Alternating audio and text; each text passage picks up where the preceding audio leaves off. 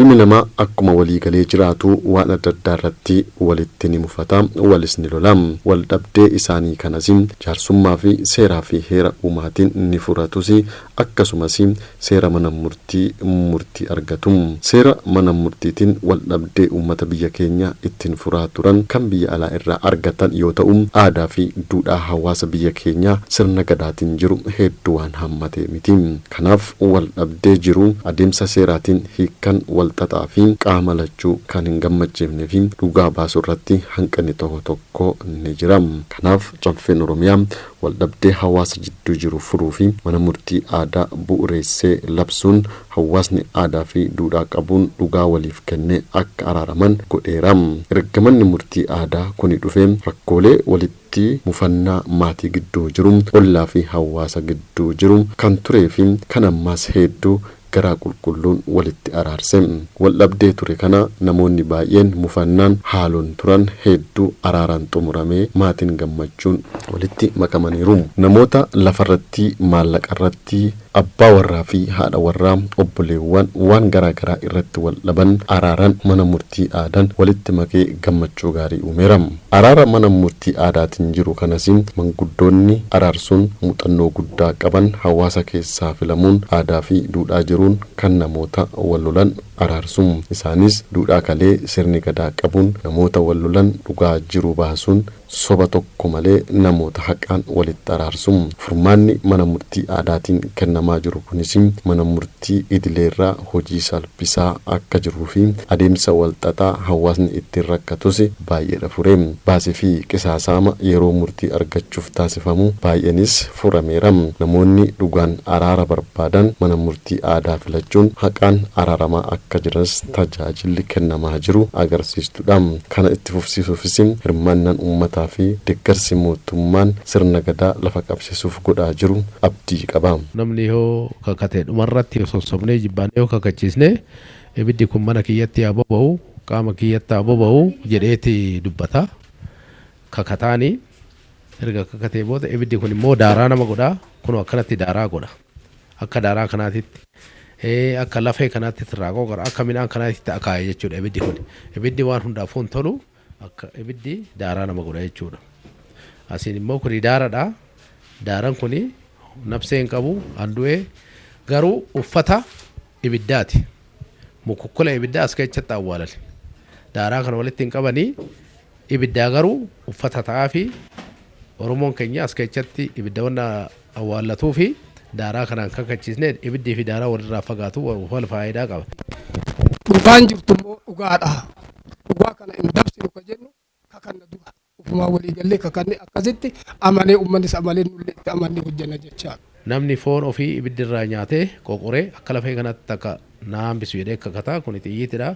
Xiyyiitiin namaan dhabu xiyyiitii waaqaan namni jee kakataa kun boqqoolloodha. Boqqoolloo kana hoo facaasanii hin biqilu.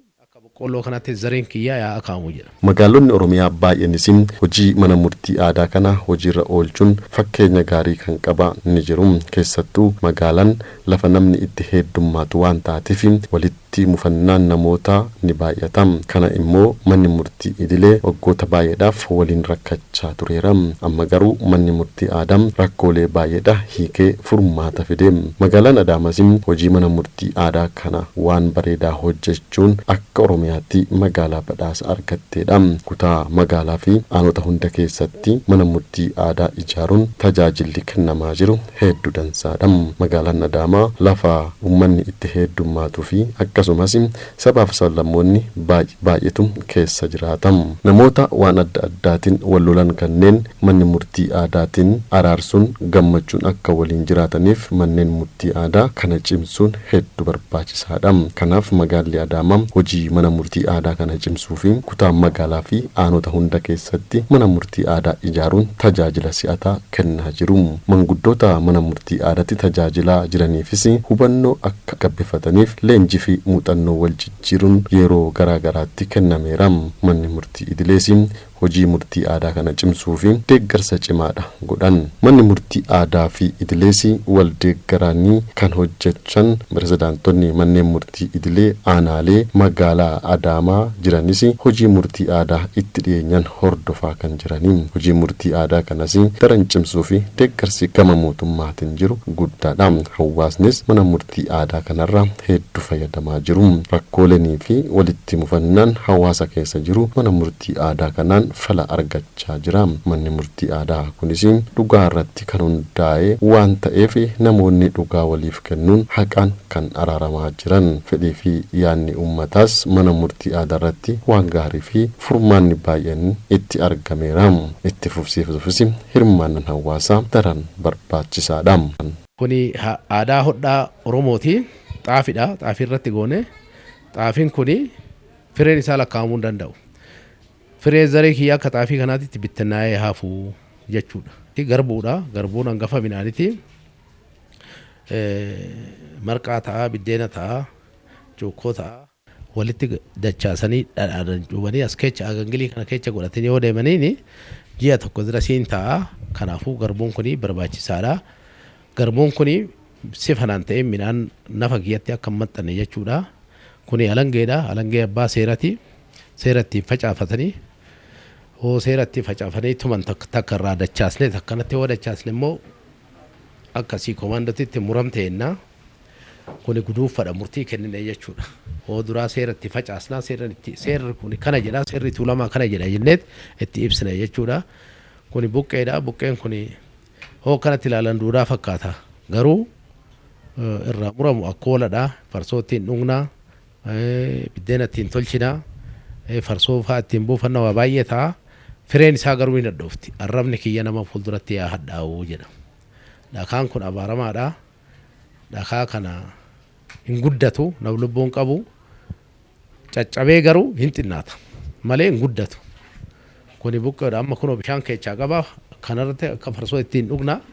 Kuni bishaan qaba amma. Bishaan kana utuu hin dheebodduu haadhuu reeffi kiyya bishaan utuu hin eegamin yaa awwaalamu jechuudha. Kuni san buqqeen irra taa'e kuni ankoolaan keenya irra taa'e kuni ankoolaa jennaani. Ani akka aadaa Oromootiif akka jaarsa biyyaatitti illee akka waan har'a dhaladheetitti natti dhagahama. Har'a akka waan dhaladheetitti maaliif safuu baay'ee keessa ture, safuu baay'ee keessa darbe uummanni keenya. Har'a akka waan dhalateetitti uummanni Oromoo kaleessa du'ee lafa keessa jiru sun har'a ka'e jechaadha. Maaliif gammachuu guddaan nutti dhagahama. Maaliif namni keenya yoo rakkate rakkoo asitti hiikkatee. ስሜ ሁላገርሽ ሙሉጌታ ነው። የመጣሁት ከወዳ ወረዳ ነው። የስራ ድርሻዬ የሴቶች የወልዳ ምክትል ሊቀመንበር ነኝ። ይሄንን እድል በማግኘቴ ደስ ብሎኛል። በመጀመሪያ ደረጃ ሰዎች ወደ ሌላ ቦታ እየተጣሉ ምን ይያሉ ወደ ፍርድ ቤት ለገንዘብ ብክነት፣ የጉልበት ብክነት ያለውን ነገር በፍርድ ቤት ብዙ ችግሮች ያሉ በተለይ በሴቶችና በህፃናቶች ጉዳይ ላይ ያሉትን ነገሮች ይሄ አባገዳ ስርዓት ትልቅ ነገር ነው የቀረፈልን። እኔ እንኳን በማቀው 24 አመት እናትና ልጅ ተለያይተው በደንብ ተለያይተው እናቴ አይደለሽም ብላ ልጅቷ ትሸሻለች፣ እናት ታለቅሳለች። በቅርብ ቀን ነው ገፋቢል 2 ወር ቢሆነው ነው በዚህ አባገዳ ስርዓት በብዙ ሽማግሌዎች ተሞክሯል፣ በሰፈር ተሞክሯል፣ በሌላ በትልልቅ ሽማግሌዎች ተሞክሮ ያልሆነውን ወደ አባገዳ መተን ችግሩ በጣም የገሰፈና ትልቅ የሆነውን በጣም በቀላሉ በጣም በሚገርም ሁኔታ እናትና ልጅ ፍቅር ደስ በሚል ሁኔታ ታርቀውልን ረሮን ኮኒ ቴሶ ነማ ከበጀማቲ ሶዳኒ ሶዱፌ namni kabajamuun isu gaarfe teessoo kana urgufanii irra taa'anii amma keechumnoonni keenya urgufanii teessoo kana irra nu taa'anii siiqqeen immoo dubartiidha. Dubartii bakka bu'aa, dubartiin harteenya, niitii teenya, dubartiin waan hunda nu taati. Araara nama hedduu hoggaa ciisee siiqqeen kun araaraaf barbaachisa jechuudha. Taaddasaa Haayiluu Tufaan jedhama. Carraa naa kennameef galatooman jedha. Egaa waa baay'ee keessattuu saba Oromoo qofa hundaan saba adda addaatiif baay'ee hojjechaa jirra. Carraan kun akkanumatti an argamee mootii garuu waan kana galmaan ga'uudhaaf nu warraaqnaa mootummaan waan fide kana gadi buusee ummataaf akka hojjetamu kan godhuuf lafaan ga'uudhaaf nuuf immoo baay'ee itti carraaqaa jirra galanni isaa ga'u uummannis nutti galateeffachaa jira baay'ee galateeffachaa dhimma kana maan fakkeenyaaf Oromiyaan 20 guutu galmeen 147 keessaa galmeen 127 sabaaf sablammootidha. Kanaafuu nu keenya qofaaf odoo hin taane uummataaf dhaabbanne jechaadha. Baay'ee itti gammanna. Maqaan koo Salamoon Admaasuu Taliilaa jedhama. Jiraataa magaalaa Adaamaati. Aanaa Odaa keechaan jiraadha. Eegan asiin uummataan filamee irratti taa'ee abbaa gaaddisaa teenyee ergaa hojjechuu calqabne akkuma Riyaan kiyya jedhetti 100 ol galmee ilaallee jirra. Innis sabaaf sablammoota kan baay'atu. Kanaaf uummanni keenya irraa baay'ee tajaajilaa jira. Amma kan nu baay'ee hambifne maalin isinitti fakkaataa bakka achi dhaqanitti abukaatoo dhaabsisanii onnoo sanaa asitti hin jiru. Mo'aa fi mootamaanis nu biraatti hin jiru. Isaan lamaanuu moo'itaniitti harka waliin fuuneet wanni illee hin qabna maqaan isaa maalinni Soomaadhaan kan nyaatamu maalin Ramadan irratti teemirii illee hin qabna araarsineet teemirii qoodannee kennineet waan tokko gooneet erginaa malee zimyanneetuma ati mootee jirta ati mo'amtee jirta deemee hin jennu. Kanaaf baay'ee nutti fayyadamaa jiran akka Oromiyaattis kun oduu guddate bal'ate Oromiyaa oduu hin ta'in akka addunyaa Itoophiyaa irratti wanni kun bal'ateet oduu wanni jedhee gaariidha. Kanaan Oromoodhaaf bichaa kan dhaabbatee mootii akkuma jiruun Itoophiyaa keessatti kun oduutu hojjetame baay'ee gaariidha jedhee san jaala. Amma isaan kan itti qoxi ibsanii jiru haadhaaf abbaa wallolanii jedhan kan jedhan kan miliyoona 7.5 kan ta'u mana keessatti keessummeessine oduuwwan tokko nuufis waraqaa takkitti oduu nun bitin wannu gooneet fitneet araarsineet atis dhiis jenneet isaanis gammadaniit araaramaniit asii deemanii jiru kun oduu itti fuufee. Waan biraa dabarsu kan barbaadu immoo amma nu Shawaa keessa jirraa miti gara Baaleetti maal hojjetama oduu achi dhaqne laalli immoo garaa hoo qabaatee sirreessineet akka deemnu oduu taasisan kun gaariidha jedhetan jaala. Mallaa Itoophiyaa keessatti oduu dabarfame warri kun Oromoodha wanniidha kan jedhu sanis isaanis dhiisaniit gadaa kanarraa fuudhaniit laalanii amma abbaan gadaa hin jira abbaan gaaddisaa hayyuun hin jira nu waan akkanatti waan as jirruuf kun hunda isaanii oduu dabarfame gaariidha jedha. ዙልፋ ሁሴን እባላለሁ ከድሮ ከጉርሙ ነው የመጣሁት እንደ አባ ገዳ አሁን መንግስት ያመቻቸልን ይሄ ነገር ደስ የሚል ጥሩ ነገር ነው። ራሴም ጎረቤታማሞች 6 ጎረቤታማሞች ነበርን ውስጣችን ጥሩ አልነበረም። እዚህ መተን ተስማምተን በደንብ በውስጣችን ቅሬታ ሳይኖር በደንብ አርገው አስታርቀው ሸኝተውናል። እውነት እኔ ከፍርድ ቤትም ከምንም እነዚህ ነገሮች ከባድ ነገር ነው መንግስት ያመጣው ነገር ይሄ እውነትም ፍርድ ቤት ከመሄድ በቀላሉ እዚህ ጋር መተ ተዳኝተ በትክክል እንትና ይሄ ብሄር ነው እንትና ይሄ ብሄር ነው ሳይባል በትክክል ተዳኝቶ የሚኬድበት ባህል ነው የፈጠረልን። ለመንግስት እውነት ትልቅ ክብር አለን እናመሰግናለን። ከሰቱ አናን ኦዳ ወለከሰ መጋላ አዳመት ከነርገሙ ሰበብ ሰመለሞታ ባየቱ ከሰ ጅራታም አከሱማሲም አና ኡመን ኢተዱማቱ ዋንታ ኤፊን ነሞኒ መናሞቱማ ከሰ ወለት ሲቄም ወሊን ጅራታም ወሊን ጅሬኛ ከነ ከሰቲም ወለት ሙፈና ንባያታም መነሙርቲ አዳ አና ኦዳሲም አዳ ፊ ዱዳ ስርነገዳቲን ሆጂ ሙርቲ አዳ ከነም hamleen hojjechaa jiru hojii kanaanis furmaata araaraa hedduu waan fidaniif badhaafamoodha. Mana murtii aadaa kanaas safuu sirna gadaatiin kan ijaarratanis meeshaalee mana murtii keessatti akka itti fayyadaman safuun kan guutamedha. Meeshaalee sirna kakuuf barbaachisanis lafa osoo hin ta'in kabajaan itillee loonii gubbaarra tarreen kaa'ama. Namoonni tajaajila argachuu dhufanis kabajaan raroo wadabiirra afamterra taa'um raroo fi itilleen afata safuu qabu waan ta'aniif namoonni irra taa'anis sobuu hin danda'anin. Akka aanaa odaatti rakkoolee hawaasaa baay'een araaraan xumuramuun namoonni gammachuun araaramanii waliin gammadanii jiraatu. Meeshaa kakuu kuni waan safuutirra taa'a malee akkanumaan xaawuleerra yookaan waan addaartirra hin taa'u. Kanaafuu itillee kana afaniit akka aadaa keenyatti oromtichi caffeerra taa'ee itillee kana afnee kanaan kakachisna dur aadaa oromooti kun. Hojiin manni murtii aadaa eega jalqabee asitti eeganumaan argeeyyoon jechuudhaaf faxaamitti namni baay'ee rakkina irraa ba'anii waan rakkatan illee dhufanii saatuma gabaabaa keessatti dhufeet hamata dheeraa namoonni baay'inaan deemaa fagoo deemanii keessii wal gaafachaa turan eega manni murtii aadaa kun asitti uumame nama 5-7 beekaanoo maqaa isaanii amma himullee hin dandeenye malee gaaf tokko as taa'ee yoolaan qallaalumatti birri kana jedhanii tilmaamamni wal galanii duraan anabbaan isaanii irraa du'e mana murtii aadaa kanatu waan kana hiikeef. Ani dhuguma mootummaan badhaadhinaa kana hojjennuun durumayyuu sirriitti nan galatoomfadha dhuguma rabbiiti. Manni murtii aadaa eessuma keessattuu aadaan Oromoo safuudha. Aadaan Oromoo duudhaadha. Manni murtii aadaa illee akkasumatti duudhaan nama kana hin jenne beerii hin jenne waan tokko hin jenne nama rakkinaan dhufe waluma qixxeessetti dabarsee abbaa dhugaa dhugaasaa abbaa dhugaa hin qabne ati dhugaa hin qabnu kakaa otoo hin ta'iin deebisii haqa kanamaa deebisii jedhaniit akkasi dabarsanii manni murtii aadaa baxaamitti bareedaa baxaamitti galatooman jedhanii. Kuni gaachana Oromooti.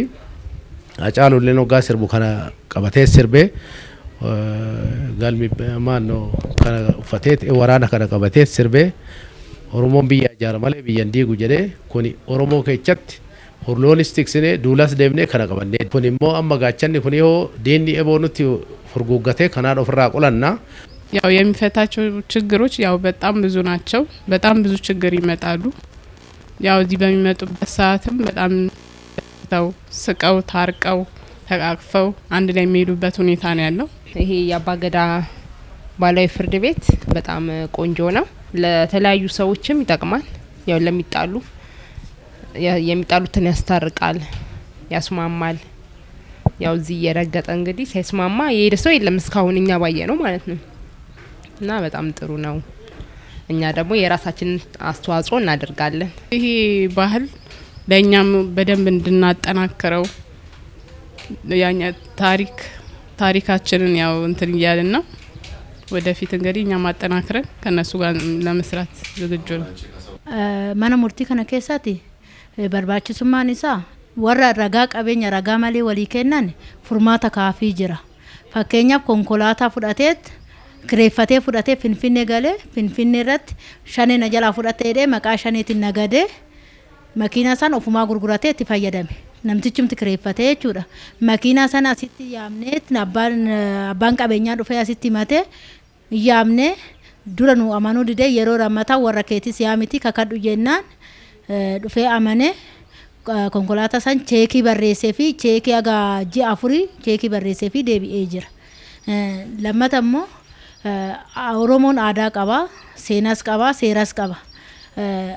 Daa'ima walirraa fudhatanii yookaan guddifachaadhaanis miti harma horsiisaanis miti zim jedhanii walirraa fudhatanii waggaa 25 haadha ofiin beektu abbaan du'e abbaa ofiitu jaan argitee hin beektu haadhaan asitti haati dhuftee nutti himattee daa'ima isaa waamnee haadha ofii beekte haga mana ga'anii manatti araaramanii gabataa tokko nyaatanii walitti araarsinee jirra. Manni murtii aadaa kun waggaa sadaffaadha. Amma waggaa sadaffaa kana keessatti faayila 207 qaba.